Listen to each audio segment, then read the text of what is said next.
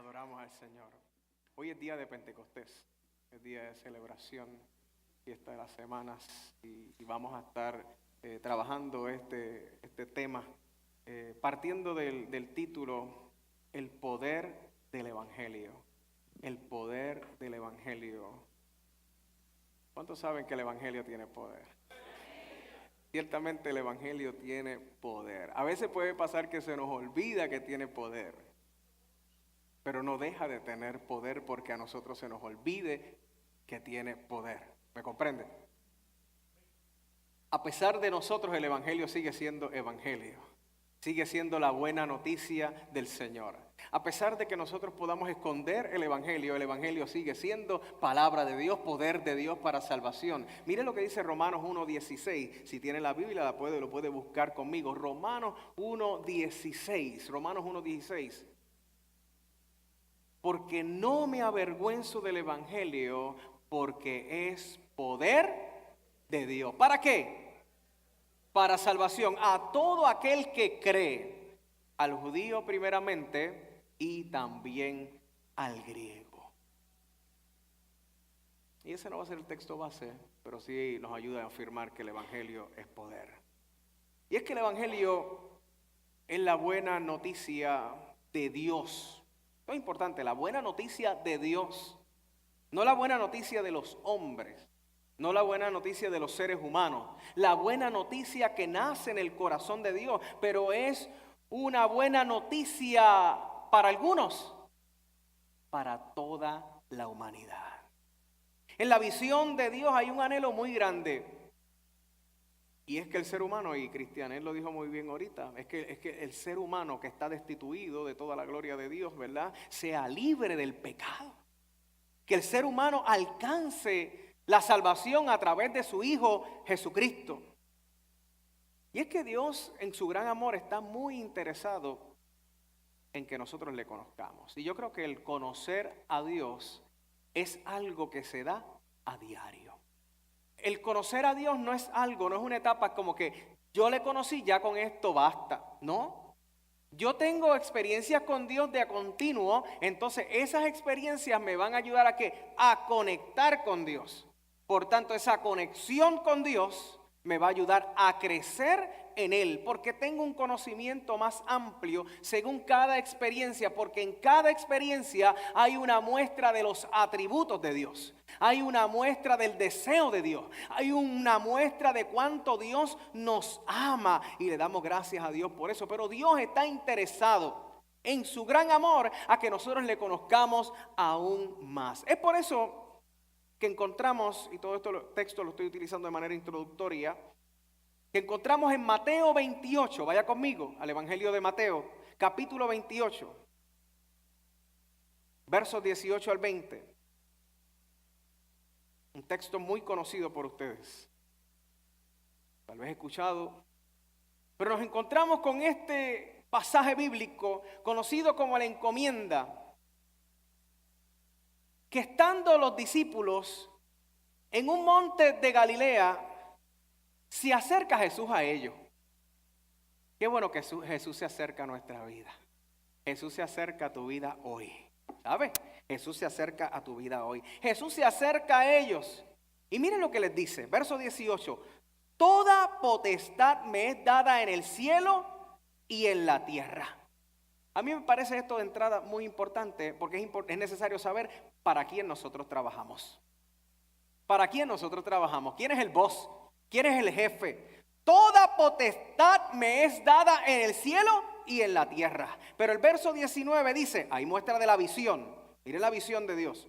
Por tanto, id y haced discípulos a todas las naciones. No es una visión pequeña, es una visión amplia. No es una visión que se queda solamente en un pueblo, sino que arropa a todos los pueblos, arropa a toda la humanidad.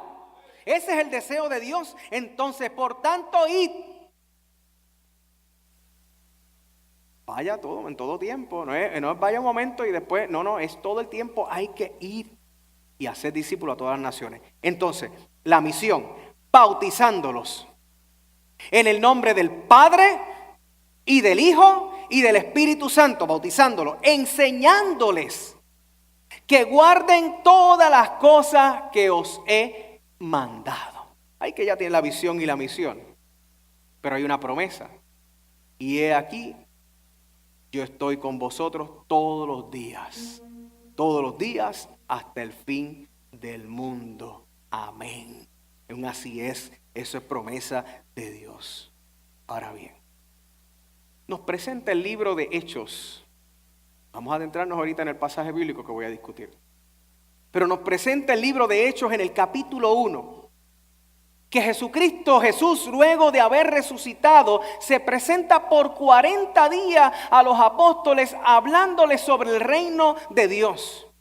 Y en uno de esos encuentros muy particulares les ordena a no irse de Jerusalén, en el verso 4 del capítulo 1, sino que esperasen que la promesa del Padre. Y esto me parece bien importante mencionarlo, porque él dice, la cual oíste de mí. Quien dio la promesa fue Jesucristo, no fueron los hombres. El hombre falla, Dios no falla. Alabanzas al Cordero, la cual oíste de mí. Pero el verso 5 dice del capítulo 1, porque Juan ciertamente bautizó con agua, mas vosotros seréis bautizados con el Espíritu Santo, aleluya, dentro de no muchos días. Hay promesa de Dios.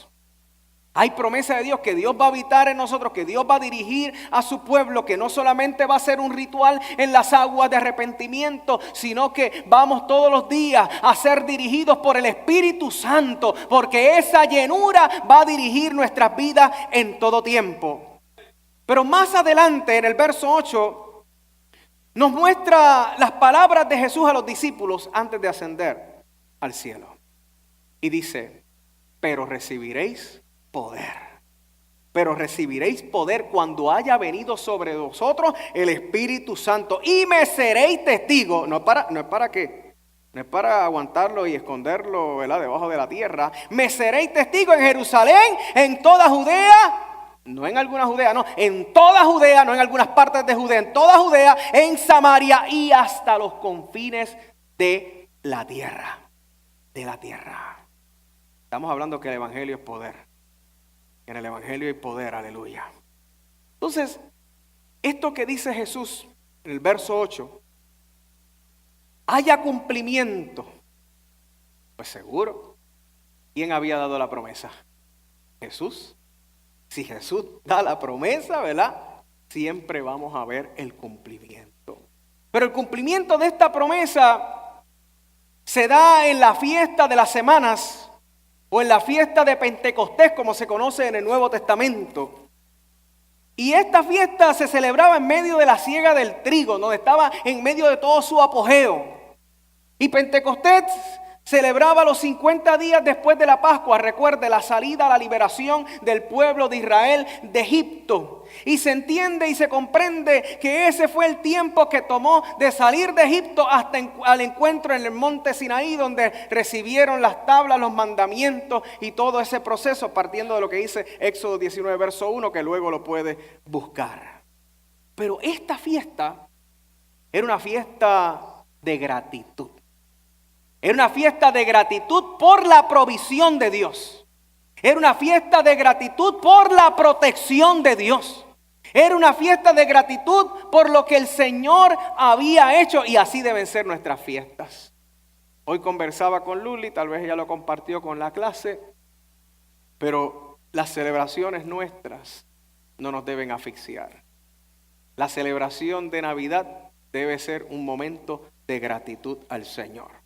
No un momento que me ahogue, no un momento que me asfixie. La Semana Santa me debe llevar a reflexionar en ese sacrificio y reconocer lo que Dios hizo por mí. No a pensar en que voy a coger tantos días de vacaciones esta semana y voy a tener estos gastos. Es momento de celebración. Por eso cuán importante era para el pueblo hebreo y es para el pueblo hebreo esta fiesta de gratitud por la provisión de Dios en medio de las circunstancias y la protección que todavía continúa con nosotros. Es en esa fiesta donde Dios cumple su promesa a los discípulos, donde hace provisión del cielo a ese grupo de fieles reunidos en su nombre. Y ahí me gustaría leer, ¿verdad? Leer el capítulo 2 del libro de Hechos.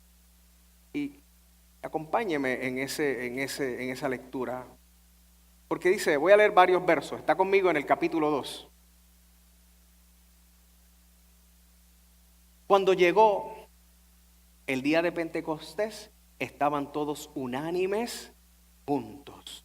Y de repente vino del cielo un estruendo como de un viento recio que soplaba, el cual llenó toda la casa donde estaban sentados. Ahí lo que está afirmando es que viene de Dios, ¿sabe? Y se les aparecieron lenguas repartidas como de fuego, asentándose sobre cada uno de ellos. Y fueron todos, no algunos, todos llenos del Espíritu Santo, y comenzaron a hablar en otras lenguas según el Espíritu les daba que hablasen. Moraban entonces en Jerusalén judíos, varones piadosos de todas las naciones bajo el cielo. Eran piadosos, ¿sabe? Y hecho este estruendo, se juntó la multitud y estaban confusos, porque cada uno les oía hablar en su propia lengua. Y estaban atónitos y maravillados, diciendo, mirad, ¿no son galileos todos estos que hablan? ¿Cómo pues les oímos nosotros hablar cada uno en nuestra lengua en la que hemos nacido? Partos, medos, elamitas y los que habitamos en Mesopotamia, en Judea, en Capadocia, en el Ponto y en Asia, en Frigia, Panfilia, en Egipto y en las regiones de África más allá de Cirene, y romanos aquí residentes, tanto judíos como prosélitos, cretenses y árabes, les oímos hablar en nuestras lenguas las maravillas de Dios santo, aleluya. Y estaban todos atónitos y perplejos, diciéndose unos a otros, ¿qué quiere decir esto? Mas otros, burlándose, decían, están llenos de mosto. Yo quiero señalar que estaban todos unánimes juntos. Unánimes juntos. Y vino la promesa que habían escuchado de los labios de ¿quién? ¿De quién? De Jesús. Y fueron todos, no algunos, todos llenos del Espíritu Santo y comenzaron a hablar en otras lenguas según el Espíritu les daba que hablasen. Oiga, todos los que fueron llenos del Espíritu Santo, como lee el pasaje, eran de Galilea y alrededor había gente escuchándole, provenientes de diferentes regiones, las cuales hablaban la lengua de esa propia ciudad, de su ciudad. Y habían partos, como dije, medos, elamitas, habían de África, de todos lados, habían aquellos de la diáspora, aquellos de distante, pero todos entendieron, personas justas, personas que se habían convertido posiblemente al judaísmo, entendieron en su lengua lo que estaban hablando aquellos que estaban reunidos y habían recibido la visita del Espíritu Santo. Y a mí me parece, cuando leo esto y pienso firmemente que Dios no discrimina. Que Dios no discrimina. Dios no es como el abogado este que salió, ¿verdad? Con un apellido extraño, Schulzberg. No es como él, no es como él. El evangelio es para todos. El evangelio es para todos. Entonces Dios quiere, esto también es importante porque ahí me muestra que Dios quiere que nosotros nos comuniquemos. Dios desea que le entendamos. Dios desea que el niño, el adulto, el de mucha escolaridad, el que no tiene nada de escolaridad, entienda la palabra. No solamente que entendamos a Él, sino también que nos entendamos nosotros en este proceso, en esta vida como creyente. Oiga, los que escuchaban estaban atónitos, haciéndose preguntas. Habían quienes estaban presentes, su mente estaba ahí, pendiente, estaban siendo sensibles a lo que Dios estaba haciendo. Pero habían otros burlándose. Habían dos pueblos allí metidos. Hay quienes vienen a escuchar la voz de Dios y hay quienes no vienen a escuchar la palabra de Dios. Hay quienes gustan venir a adorar a Dios. Hay quienes realmente están casi obligados, ¿verdad?, a buscar un momento por complacer a fulano o a fulana y llegan a la casa de Dios. O tienen un momento en su casa de devocional con Dios, pero es casi obligado. Pero habían unos que estaban gustando de ese momento, pero habían otros burlándose pensando que estaban borrachos. Y ante lo que estaba aconteciendo, se da el primer discurso de Pedro como resultado de la llenura del Espíritu Santo y como respuesta a aquellos que observaban o se preguntaban. Y vaya conmigo a los versos 14, y todavía no he entrado en el texto que voy a predicar, pero no se asuste. Capítulo 2, verso 14, ¿está conmigo? Dice, entonces Pedro, primer discurso, poniéndose en pie con los 11, alzó la voz y les habló diciendo, varones judíos y todos los que habitáis en Jerusalén, esto os sea notorio y oíd mis palabras. Porque estos no están ebrios como vosotros suponéis, puesto que es la hora tercera del día, era muy temprano en la mañana. Mas esto es lo dicho por el profeta Joel.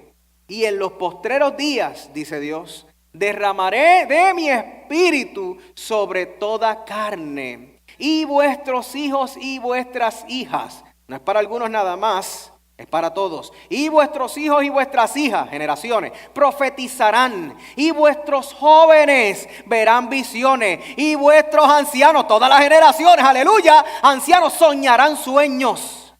Y de cierto sobre mis siervos y sobre mis siervas en aquellos días derramaré de mi espíritu y profetizarán. Alabado sea el nombre del Señor.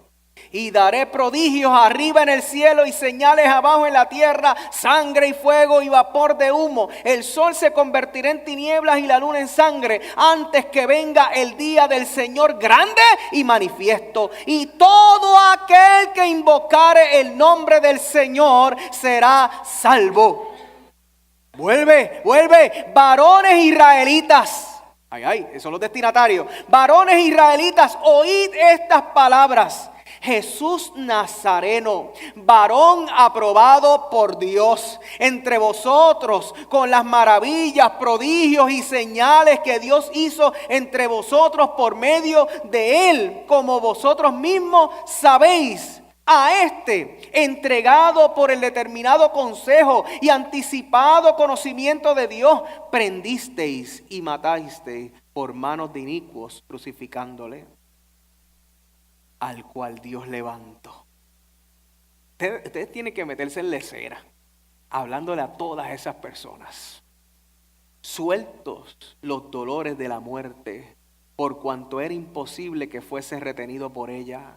Porque David dice de él, veía al Señor siempre delante de mí, el rey David, porque está a mi diestra, no seré conmovido, por lo cual mi corazón se alegró y se gozó mi lengua, y aún mi carne descansará en esperanza, porque no dejarás mi alma en el Hades, ni permitirás que tu santo vea corrupción. Me hiciste conocer los caminos de la vida, me llenarás de gozo con tu presencia.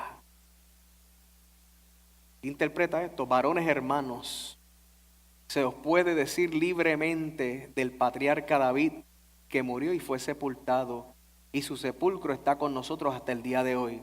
Espero que nadie se confunda, ¿verdad? Pero siendo profeta y sabiendo que con juramento Dios le había jurado que de su descendencia en cuanto a la carne levantaría al Cristo para que se sentase en su trono, viéndolo antes, habló de la resurrección de Cristo, que su alma no fue dejada en el Hades, ni su carne vio corrupción. Verso 32, vaya conmigo. A este Jesús resucitó Dios, de lo cual todos nosotros somos testigos.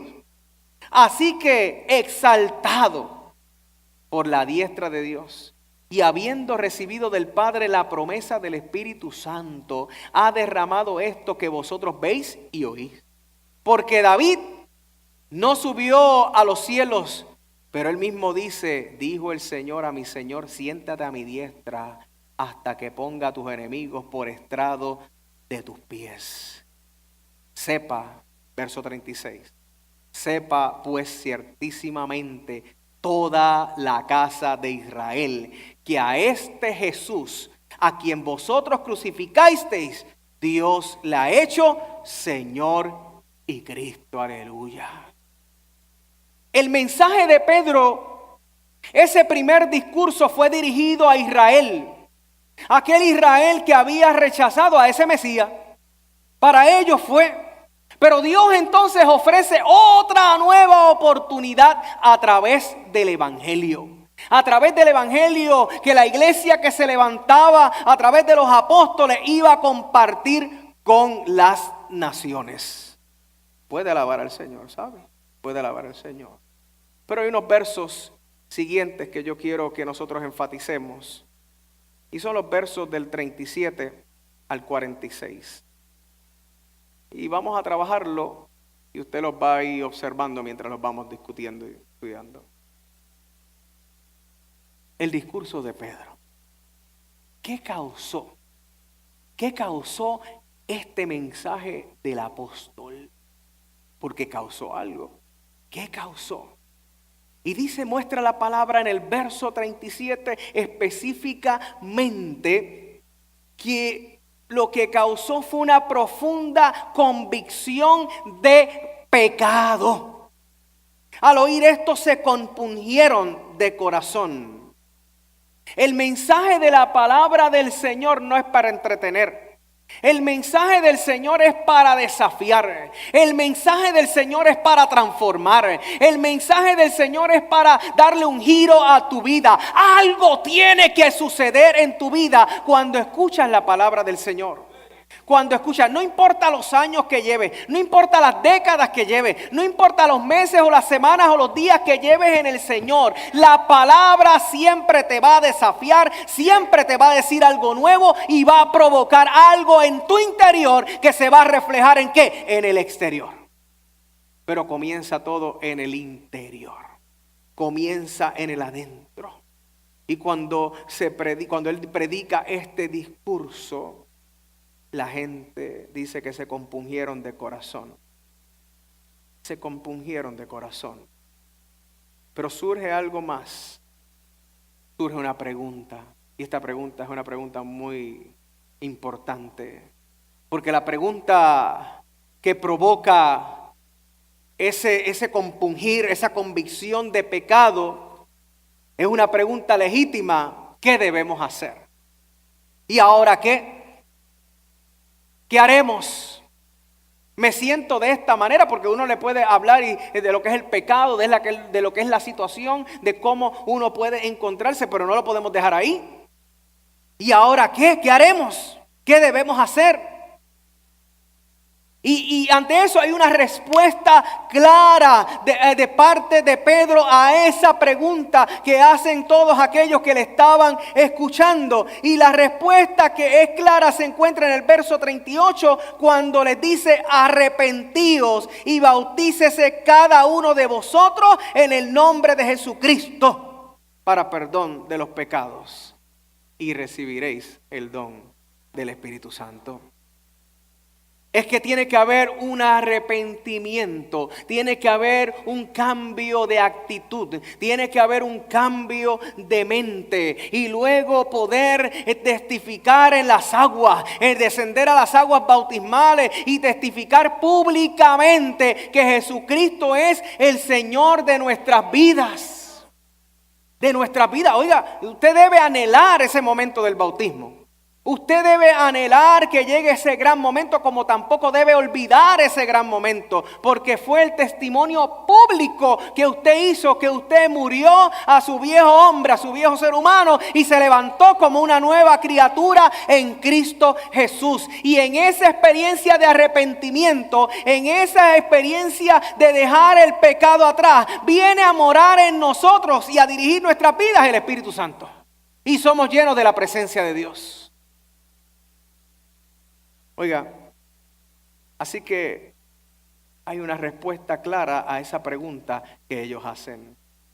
Pero también, ¿qué causó el mensaje del apóstol? La aceptación del mensaje. Miren lo que dice el verso 41. Así que los que recibieron su palabra fueron bautizados. Gloria a Dios. Eso es una fiesta, eso es una celebración. Y se añadieron aquel día, ¿como cuánto? Eso es un montón de gente. Eso es un montón de gente. Como 3,000 personas.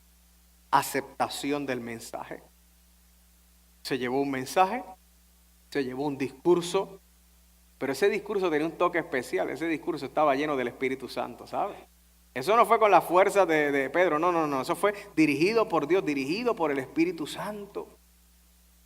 Para que haya crecimiento, hay que compartir la palabra.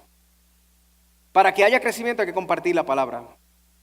Para que la gente conozca su condición, hay que hablar de Cristo.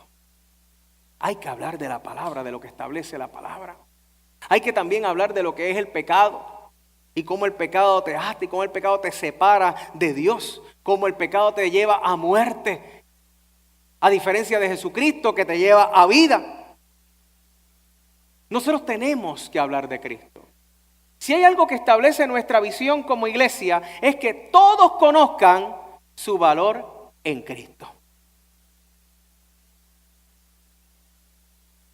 La visión no es solamente tenerla allí, pero la visión puede estar puesta allí.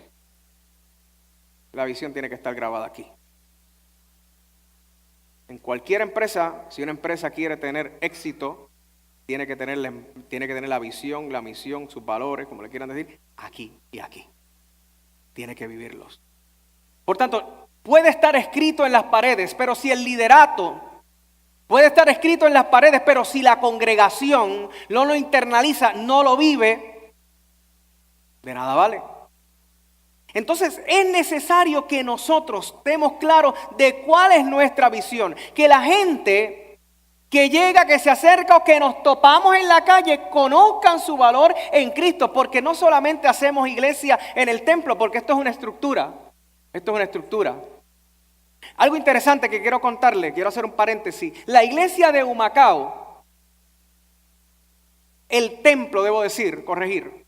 El templo de Humacao, un templo que se inauguró hace pocos años, se perdió. El templo se perdió, se le fue el techo, se le fueron las paredes. Horrible. Le llaman la comunidad, le dice la iglesia sin techo. Pero es la iglesia que está presente.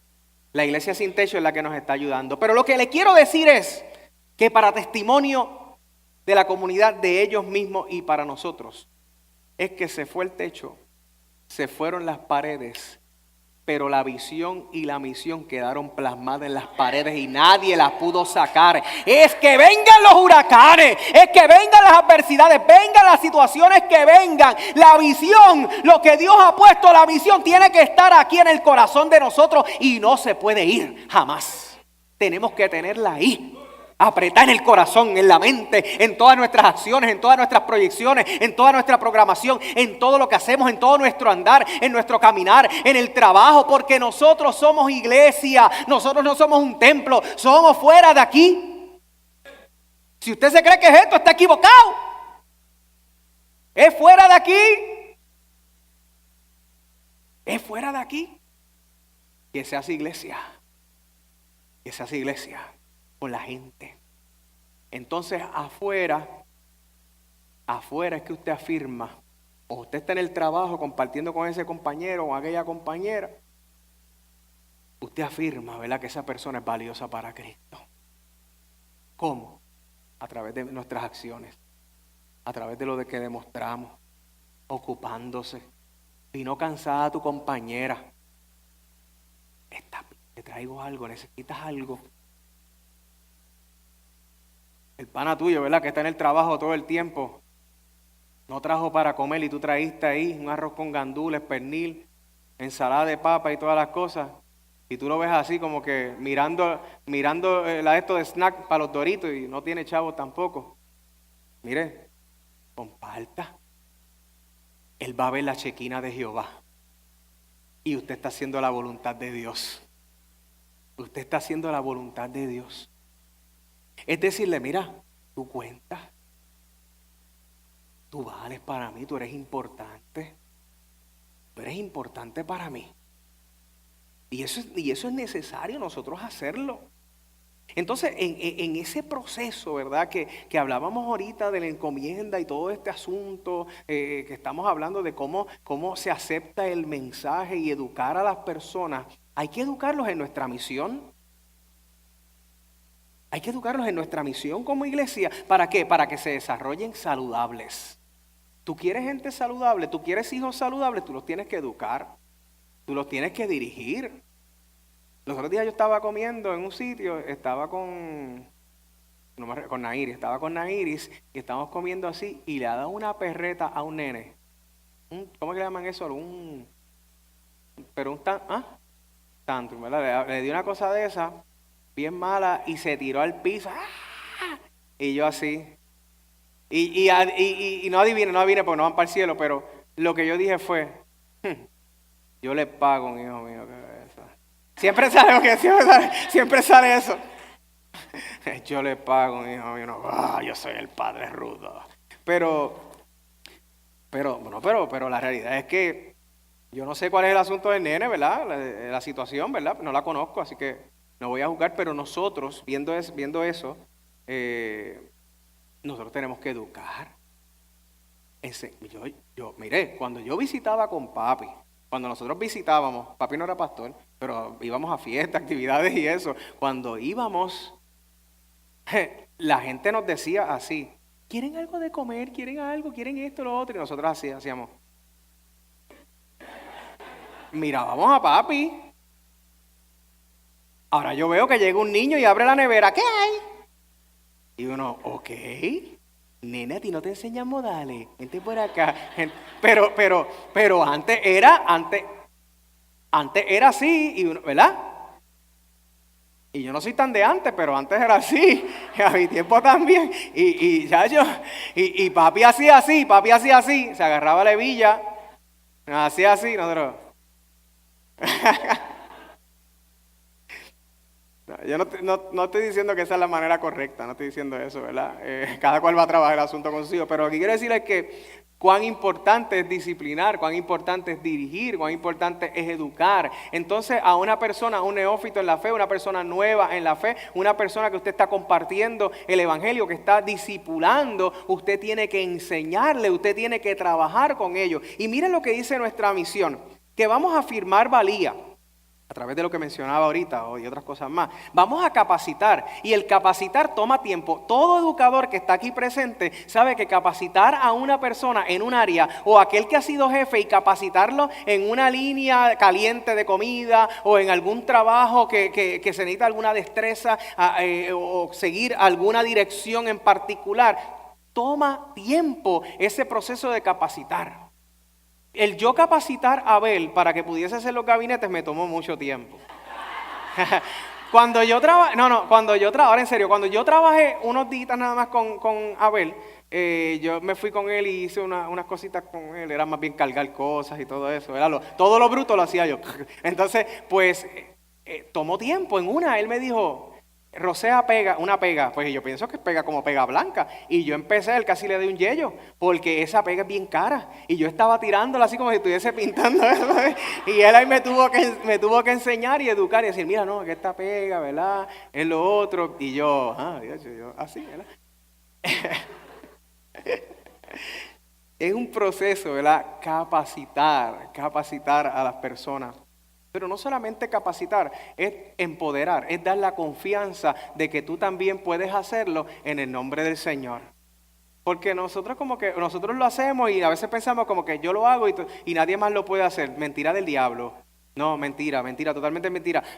Otros también lo pueden hacer como tú o mejor que tú. Eso es así. Eso es así. Usted no se crea que es la última Coca-Cola, ¿verdad? O la última Sprite, lo que usted le quiera decir, o la Cocorrico, ¿verdad? Del desierto. Pero hay gente que lo va a hacer mejor que tú. Entonces, tú tienes que atreverte también, y nosotros como iglesia, como gente que está discipulando a otras personas, a empoderar a esas personas, a darle la confianza en el nombre del Señor, que ellos pueden hacerlo, que ellos pueden lograrlo y atreverse a hacer las cosas en nombre de Dios. Empoderar y motivar a las personas para que imitando a Cristo, esto me recuerda siempre a Pablo, lo de la misión, para que imitando a Cristo hagan con otros como fue hecho con ellos. De esto se trata el discipulado. Y estamos hablando de discipulado en la clase de discipulado, ¿verdad? De lo que es un discípulo, pero de esto se trata. Es que yo recibo una palabra soy acompañado, soy adiestrado, soy capacitado. Dios nos da autoridad. Vayan, ¿verdad? Vayan y expulsen, vayan y hagan esto en mi nombre. ¿Sabe? Es autoridad para ir en el nombre del Señor. Y Él está, ¿verdad? Como que cuidándonos y acompañándonos en todo momento. Pero asimismo nosotros le damos autoridad a las personas en el nombre del Señor. ¿Y qué tiene que hacer las personas? Ir y hacer lo mismo, discipular a otros, bendecir a otros en el nombre del Señor. Entonces, a mí me parece muy importante porque este mensaje causó algo muy profundo en el corazón de estas personas que se arrepintieron, que se bautizaron, que se forman parte de una comunidad de fe en gran crecimiento en todos los sentidos, porque el crecimiento, oiga, no es solamente numérico. El crecimiento se da de manera integral, porque tú puedes tener una iglesia muy grande, pero no haya un crecimiento integral en la palabra, una formación adecuada. Tú puedes ser muy grande, muy alto y estar en una cancha de baloncesto, y si no tienes los fundamentos básicos, el pivot y todas esas cosas, el tiro, si eres muy grande y pones la bola abajo, todas esas cosas, si no las tienes claras, mira, te van a quitar la bola los pequeñitos como yo. Todas esas cosas van a pasar. Si no tenemos una iglesia con un fundamento claro, bien establecido, sobre la roca inconmovible que es Cristo, sobre lo que establece la palabra, tenemos una iglesia que va a fracasar. Pero si tenemos una iglesia que se basa en las Escrituras, en la palabra que Dios nos ha dado, es una iglesia en crecimiento, en desarrollo. Es una iglesia que tiene que ofrecer algo nuevo. Es una iglesia preparada.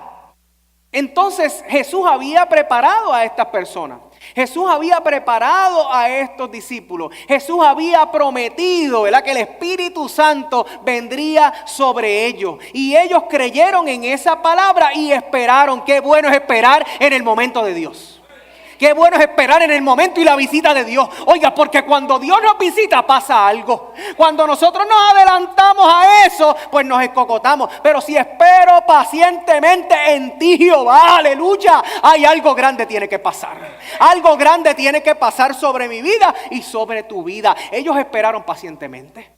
Ellos esperaron el momento adecuado. Y en ese momento donde fue lleno del Espíritu Santo, Pedro, los 11 que estaban junto a él, empezó a predicar. La gente fue convencida de pecado. La gente empezó a hacerse preguntas: ¿qué tenemos que hacer? Porque nosotros anhelamos eso también. Nosotros queremos eso que ellos tienen, que ahora hablan, y algunos no lo entendían, pero nosotros sabíamos que esto tenía que venir del cielo, y yo quiero de eso también. Nosotros tenemos que dar una respuesta clara a la gente que está preguntando qué tiene que hacer en medio de su dolor, en dónde voy a buscar, que están buscando en otros lugares, y nosotros que conocemos la verdad y la vida no la ofrecemos por miedo. Atrévase a hablar de Cristo, atrévase a compartir del Señor, atrévase a hablar del amor del Señor en todo momento, y va a haber respuesta, aleluya, va a haber respuesta, va a haber aceptación, va a haber aceptación. Bendito es el nombre del Señor. ¿Cuáles fueron los frutos de ese discurso? ¿Cuáles fueron los frutos de ese discurso? El segundo punto. Estamos en 2 puntos. El otro era una introducción. ¿Qué causó el mensaje del apóstol y qué fueron los frutos de ese discurso? Nos muestra el verso 42 y verso 46 que perseveraban en la doctrina y en la oración. Era una iglesia que aprendía. Y el que perseveraban, esa expresión no es una acción pasiva, es activa. Es perseverar constantemente. Dedicaban tiempo a la enseñanza de los apóstoles. Es decir, ¿qué nos tienen que enseñar aquellos que anduvieron con Jesús? Aquellos que caminaron con Jesús. Se enfocaban en el presente para tener resultados efectivos en el futuro. No se quedaban en el pasado. Vivían todos los días la enseñanza de Dios, porque como usted me ha escuchado decir, la palabra siempre tiene algo que contarnos, algo nuevo que decir a nuestras vidas. Pero también nos presenta ese verso 42, que había comunión entre ellos. Había comunión. Quiere decir que se amaban con todo el corazón. Se procuraban los unos a los otros. Se entendían a pesar de la diversidad. No era que todos pensaban igual, no, todos eran diferentes. Todos eran diferentes. Pero mira, se amaban. Se amaban. Dentro de los 7 enanitos, la historia de los 7 enanitos, ¿verdad? Y Blancanieves, estaba Gruñón. Gruñón siempre estaba amargado. En nuestra familia siempre va a haber un gruñón. ¿O no? En nuestros trabajos siempre va a haber un gruñón. En nuestras iglesias siempre va a haber un gruñón. En esta no, pero en nuestras iglesias algunas va a haber un gruñón. Pero ese gruñón es parte de la iglesia. En nuestras iglesias va a haber uno que es chistosito. No sé yo. Y a ese chistosito hay que amarlo. En nuestras iglesias, cuando hacemos la fiesta, va a haber alguien que siempre pica adelante. Habla, papá. Y aunque nos incomoda un poco, ¿verdad? Uno trata de educarlo. Papito, mamita, trata de controlarte, ¿verdad? Pero hay que amarlo. Es que uno lo ama como quiera. Hay personas que a veces te dan la mano y te la aprietan, que te la quieren embaratar, que uno termina con la mano así. ¿Le ha pasado? Y uno, ¿pero y por qué? Ya yo sé, cuando yo veo que alguien me aprieta así, yo voy así, que bajo. Aprieto fuerte, ¿verdad? Voy ahí activado, haciendo push-up antes de darle la mano y todo. Pero como quiera, uno no puede, no te voy a saludar mal, te saludo de otra forma. Te doy un abrazo, ¿verdad? O te hago, tranquilo, ¿verdad? Chocamos las manos, high five. Pero a pesar de las diferencias y de todo eso, miren, hay que amarnos. Hay que amarnos. En esa actividad de ayer, de la tercera edad, había gente, Cookie decía que había de la cuarta y la quinta. Pero miren, eso era un gozo. Eso era un gozo. Yo me lo disfruté. Y eso es difícil, porque miren por aquí y todos por allá, por acá. Entonces todo eso, organizar, dirigir, todo eso es cuesta arriba, pero fue un disfrute. Y dentro de ese grupo, y los grupos bien grandes, había 675 personas, tú veías gran diversidad, pero todo el mundo en una unidad, en comunión, amándose los unos a los otros. Y de eso se trata, tener comunión. ¿Qué otra cosa, verdad? ¿Cuál fueron otros de los frutos de ese discurso? Pues miren, que se acordaban del Señor en el momento del partimiento del pan. En el verso 42 y 46, ¿sabe? No solamente era en la sinagoga, sino también en sus hogares, cuando compartían entre ellos. Lo hacían en memoria del Señor, en memoria del sacrificio. Porque si algo nos une es el sacrificio y su resurrección.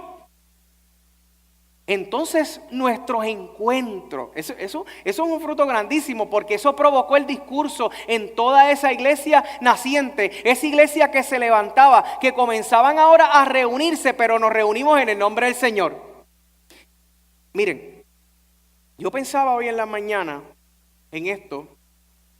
Cuando leía nuevamente el bosquejo, yo pensaba que cuán importante, déjame reestructurar esto, cuán edificante sería para nosotros como cuerpo de Cristo, porque nosotros somos el cuerpo de Cristo, la iglesia, que nuestras conversaciones sean experiencias testimoniales. Y yo me tengo que preguntar, medir, ¿verdad? De alguna manera, dentro de todas las conversaciones que yo tengo con otras personas, incluyendo amistades, compañeros ministeriales, porque estoy hablando de mí también. Dentro de todas esas conversaciones y todo lo que yo hago, ¿cuántas de esas conversaciones está Cristo en el asunto? Cuando salgo con amistades a compartir, testificamos de Cristo. Porque testificar de Cristo no es hablar de los problemas de la iglesia. Testificar de Cristo no es hablar que si el asiento estaba duro. Testificar de Cristo no era que la voz del pastor estridente. No. Hablar de Cristo, de la experiencia. Estaba leyendo este pasaje. Me dijo esto, Dios me habló de esta manera. ¿Tú crees? Compartimos la palabra y compartimos la experiencia. Pero me parece que hablamos de muchas cosas. ¿No creen? Hablamos de muchas cosas, pero no hablamos de lo que realmente es esencial. Y por eso, mira, por eso los padres del movimiento de los discípulos de Cristo, Barton Stone, Alejandro Campbell, Thomas Campbell, ellos, no de los sopistas, pero Thomas Campbell y Alejandro Campbell, ellos lo que hicieron fue restaurar la iglesia neotestamentaria. Era regresar a las prácticas de la iglesia naciente, de la iglesia primitiva. Porque vieron que en ello, partiendo de la iglesia de Jerusalén, que en ello había crecimiento, había desarrollo. Porque nos ocupamos los unos por los otros. Yo he escuchado testimonios de hermanos que dicen, me quedé a pie, el fulano del hermano me resolvió, me ayudó. Yo tengo el hermano, perdona que te mencione negro, pero con cariño, pero yo tengo al hermano negro allí en casa, y el hermano negro, mira, es bueno, porque él va a trabajar y montando los... ¿Qué quieres de comer? Nada, café. ¿Qué quieres de tomar? ¿Café? ¿Quieres azúcar? Nada, sin azúcar. Y yo, Entonces, hermano, eso es café. Y ese hombre trabaja. Pero él ha bendecido mi vida. José ha bendecido mi vida en gran manera. Y yo sé que porque se preocupan y se ocupan. Y así mismo no solamente conmigo porque soy el pastor. Así mismo yo sé que con muchos de ustedes, ¿verdad? Diferentes hermanos, porque nos ocupamos los unos por los otros. Y eso es importante, ese asunto de cuidarnos. El otro punto, debo decir, que se cuidaban mutuamente. Yo cuido a mi hermano, yo cuido a mi hermana. Si lo veo que está como así, que está viniendo así todos los días así, con algo en la cara, como que... Usted dice, ¿tú te has chequeado la salud? Si me dice el hermano, me dice, es que tengo este brazo dormido y me duele el pecho. Y siento una presión en todo esto y el ojo como que se me cae. Chacho, usted arranque para emergencia con esa persona. Pero usted se preocupa. Fuiste al médico. Pues yo te voy a llevar. Vamos a ir porque tú no te ves bien. O sea, es ocuparse. No solamente preocuparse, es ocuparse. ¿Por qué? Porque estamos ahí cuidándonos mutuamente. Comiste. Yo recuerdo cuando yo estaba en el hospital, que allá fue Isidro, yo no sé si Isidro se fue ya, pero allí llegó Isidro Vargas y llegó con un té. ¿Isidro está aquí? Pues se fue, no va a escuchar esto, pero yo no me lo bebí. Pero entonces él llegó, él se preocupó y llegó con un té porque yo no podía beber más nada, porque no podía, porque la salud en ese momento no me lo permitía tomar algo más, porque no podía ir al baño. Y él me llevó ese té, pero yo entiendo y entendí que estaba ocupándose de él.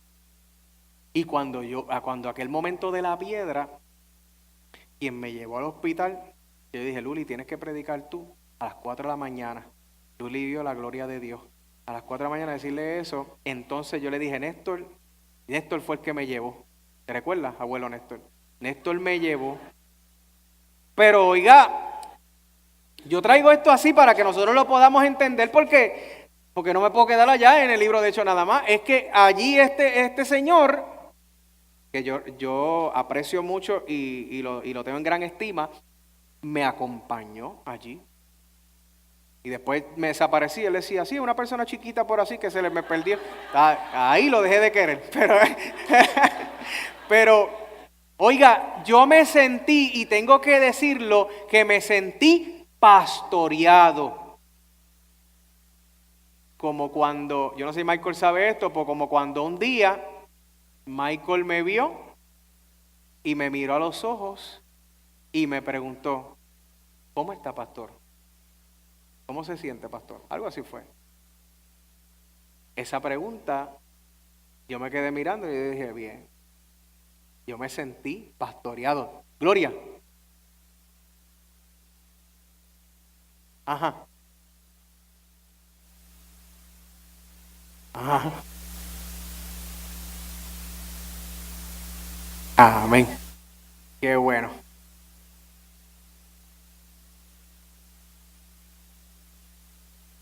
Qué bueno, gloria a Dios, gloria a Dios. Y eso no estaba en parte del mensaje, pero qué bueno que da esos testimonios así, porque de esto se trata, ¿verdad? La predicación. Aleira, ¿verdad? El asunto de la gasolina y todas varias cosas, ¿verdad? En momentos del huracán, cuando unos tenían luz y otros no tenían luz. Todas esas cosas, ¿verdad? Que surgieron, pero es el asunto de cuidarnos, de velar por nosotros nada más en detalle. Si usted, tan sencillo como esto, si usted sabe, si usted es barbero, si usted es estilista, y no me mira a mí, pero si usted está viendo a su hermano, que a mí me gusta esta moda, esta es la moda de Wolverine, pero si usted está viendo a su hermana y usted pinta pelos de una forma extraordinaria, y usted está viendo a su hermana que ya tiene brote y le toca retoque,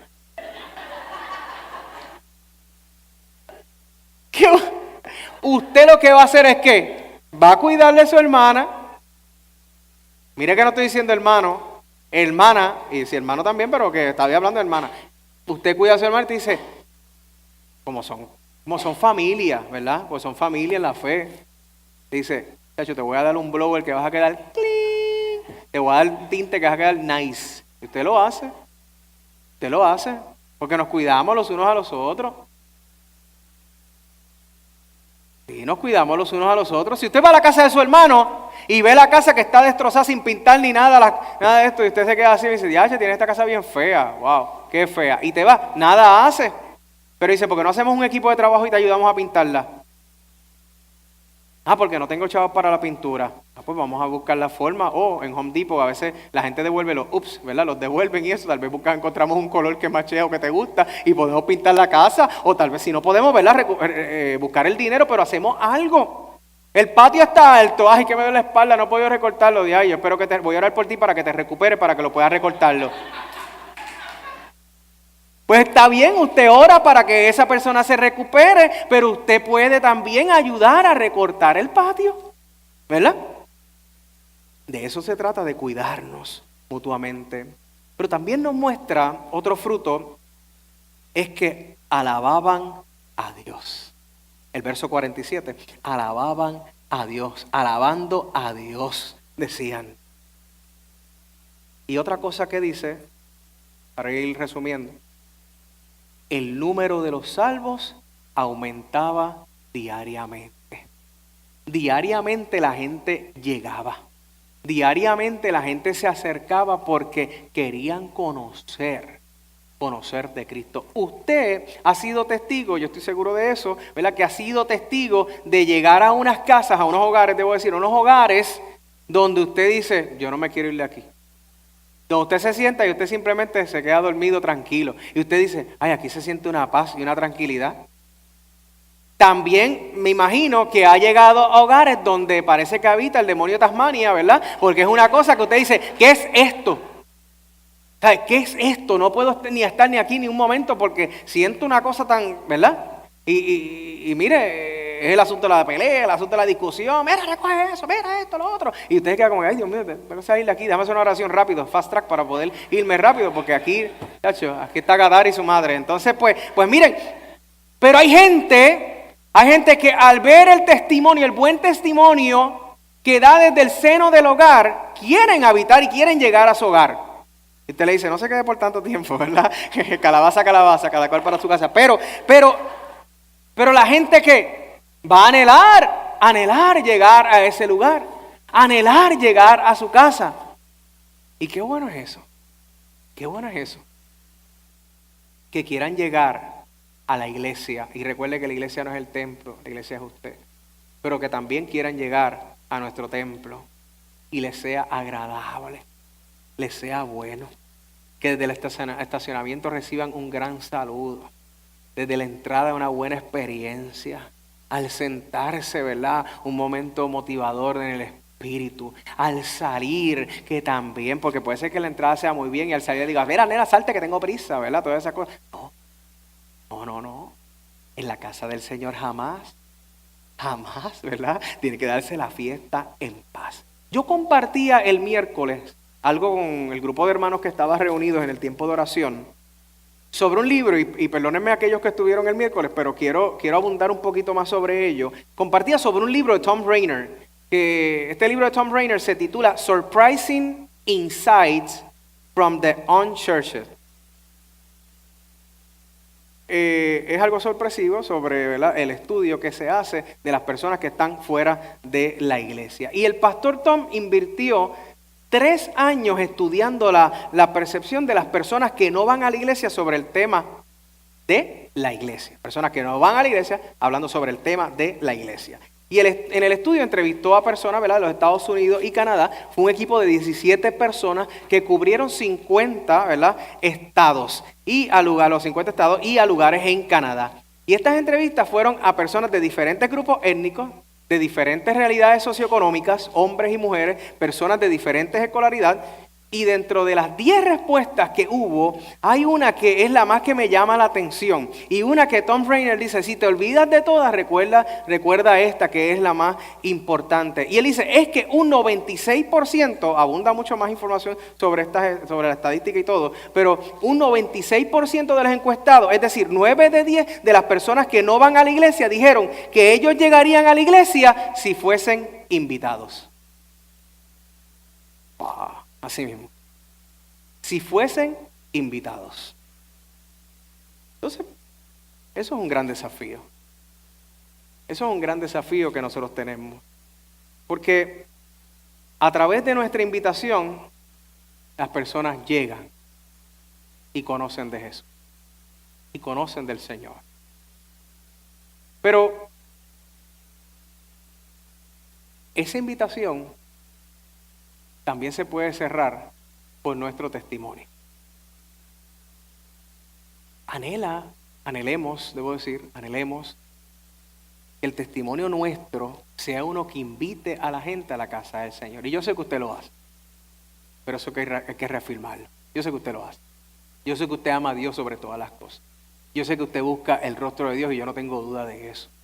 Y yo sé que usted busca agradar a Dios sobre todas las cosas, como yo lo busco, pero todos los días le pido a Dios, ayúdame a dar buen testimonio. Ayúdame, Señor, a modelar. Ayúdame a que cuando la gente me vea y me escuche, se sienta invitada a acercarse a ti. Ayúdame a ser un buen imitador de ti para que la gente me imite a mí, pero a la verdad que quieran imitar es a Cristo, ¿verdad? Reflejar a Cristo. Ayúdame a que mis palabras, que mi presencia, ayuda a que el cuerpo de Cristo pueda con su testimonio invitar a otras personas a que anhelen llegar a la casa de Dios. Oiga, que tu vida provoque que la gente venga a los pies de Cristo. Pedro fue impactado. Todos aquellos que estaban reunidos fueron impactados por el poder de Dios. El discurso estaba lleno del Espíritu Santo. Estaba dirigido por el Espíritu Santo. La experiencia de Pentecostés, la experiencia de la visita de lo alto, la experiencia de la promesa, la experiencia de la ciega, en todo su apogeo tiene que ser una experiencia para compartirla. Tiene que ser una experiencia para disfrutarla. Tiene que ser una experiencia que invite a los otros a que anhelen también esa experiencia en el Señor. Cuando les decía hace un momento que ayer estábamos en una actividad de la tercera edad, cuando yo escucho hablar y escuchamos hablar cómo se formaron los himnos, algunos de nuestros himnos, cómo la experiencia de los diferentes avivamientos sacudió a la iglesia en general. Uno tiene que decir, yo quiero experimentar un avivamiento como ese. Yo quiero experimentar algo así. Yo quiero también ser sacudido por el poder de Dios para hablarle a la gente, hablarle al pueblo. Hay que pedirle a Dios también de vez en cuando, sacude mi interior. Y que testifiquemos que tú eres el Señor de nuestras vidas. Yo te invito a que estés en pie, esté en pie todo aquel que se compromete en ser vocero de la palabra del Señor. en testificar del Señor.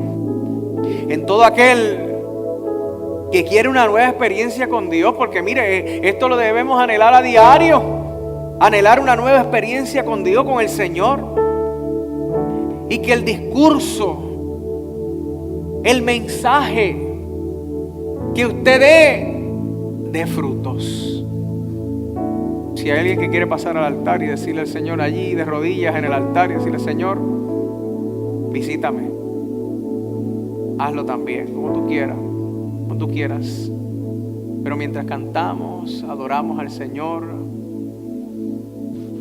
usted hable con Dios.